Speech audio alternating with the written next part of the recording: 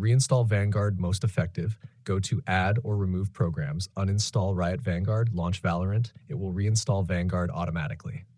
Update or reinstall graphics drivers, NVIDIA, GeForce Experience, AMD, Adrenalin Software, Intel, Arc Control. Choose Clean Installation. Disable full screen optimizations. Right-click Valorant shortcut, Properties, go to Compatibility. Check Disable full screen optimizations, Apply, and restart PC. Run Valorant as administrator.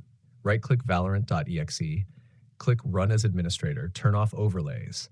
Disable overlays from Discord, NVIDIA Shadowplay, Xbox Game Bar, MSI Afterburner / Revituner repair Valorant files, open Riot Client, click the profile icon settings, select Valorant, repair, delete temp files.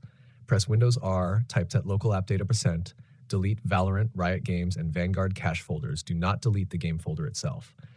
Update Windows install, .NET Framework updates, Windows security patches, optional driver updates.